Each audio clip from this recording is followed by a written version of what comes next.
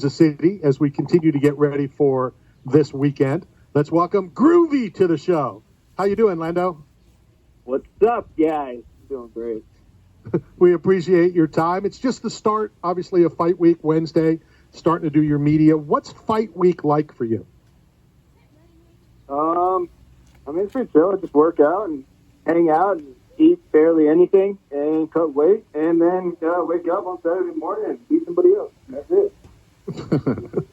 I always ask the fighters, are you a fighter that you're concentrating on today's Wednesday, fight in 3 days, today's Thursday, fight in 2 days? Or do you want to kind of just roll with it, go with the flow, and not concentrate on the job at hand? There's times to concentrate on it. There's times where I sit down and visualize it. And then when I'm not doing that, I visualize or I just concentrate on whatever I'm doing at the moment, whether it's working out or sleeping, eating, whatever it is. Yeah, so I don't sit there and just think about the fight all day. That would just drive me crazy. Do you have Tampa Bay ties? Say it again? Do you have Tampa Bay ties? Ties to the Tampa? Yeah. My parents live in Newport Richey. Most of my family does. That's where I grew up. I got you. Well, when we got the numbers, I'm like, hey, this is fairly close to Tampa Bay. You must have. Do you come down here? At all or often? Yeah, I do. Probably like once or twice a year. I come visit. You want to set up a pizza gig? Absolutely. I got a pizzeria in St. Pete. We'll bring out the red carpet, man. Come down, bring the family. We'll do some cooking. I'll introduce you to the healthiest pizza on the planet, so you can cut weight and eat your favorite food. We'll send the limo. We'll send the limo to pick up you and your family and bring you to the pizza. I don't know if you're serious or not, but if you are, let's go. We are 100% serious. I mean, we do it on a regular basis. The show has its own limo. We use it to bring fighters. We do pizza challenges. So we'll talk about that after Saturday, of course. But, yes, that's an open invitation for you and your family. Sounds good. Yeah, I should be home not long after my fight, maybe in the next month or so. So, yeah, let's make it happen. I would love to. We will definitely do that. Give me your opinion on your opponent or your thoughts on your opponent. Is a young kid, relatively untested, tall, skinny, likes to counter-strike, and he's tough. But we'll see. It'll be, I think I'm his first big test. He hasn't fought anybody at this caliber yet, so we'll see what he's made out of, man. Looking forward to fighting a young gun in the game because I haven't gotten to do that in a long time. When you're going through, whether it's training camp or the process or, now that training camp's done and you're here getting ready for Saturday, how much do you look at your opponent and how much is it all about what you're going to do to your opponent, not what the opponent has done?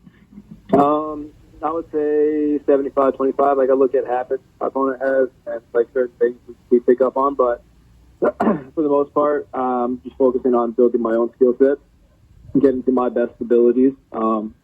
So I would say 75% I focus on what I'm doing and 25% focus on what they're doing. Can you watch, whether it was last week's UFC or, another organization or whatever, can you watch a fight just as a fan? And I always ask, or are you always trying to pick up? Or are you always trying to, better your craft as you watch others that do what you do? So when I watch live fights, I watch basically strictly as a fan. I just enjoy watching the fight. And then if I'm trying to learn, I sit down and I watch fights from the past. I don't try to pick up on things live necessarily. So I just like to enjoy it as a sporting event. When I try to watch it, and I just told our last guest the same thing, I'm a licensed judge here in Florida. So I kind of feel like if I watch start to finish, I'm not watching it as a fan. I'm watching it as a judge, and then somebody's going to ask, hey, who did you think won? If I want to enjoy a fight, I'll look away for 10 seconds. That way, when I look back, in my mind, I can't judge it because I didn't watch the whole thing, and I can enjoy the fight. Yeah. I think that's pretty spot on. There's plenty of times people are like, who's winning this fight? I'm like, I don't know. I didn't pay attention to the first round. So it's at that point, it takes you out of that judge mode and puts you in just an observer mode. Exactly. Are you a fan of any other sports or any other teams?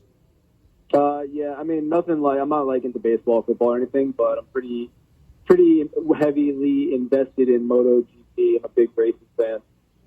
motorcycle racing. So I follow MotoGP and I follow World Superbike. How about fishing? A, do you fish? And B, is fishing a sport?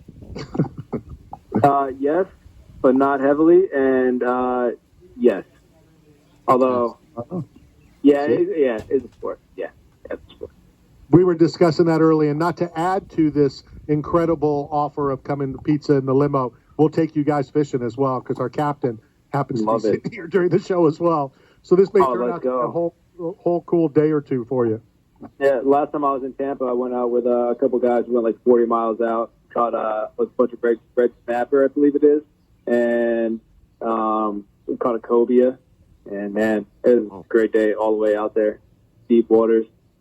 I'm a big fisherman. I love it. I've been able to go out in the last couple of weeks, but love fishing. It's great fishing out here. We go night fishing, deep sea. So when you get out here, man, we'll have a good time. Yeah, let's do it, man. It sounds like a blast. Definitely setting it up. How will you relax this week?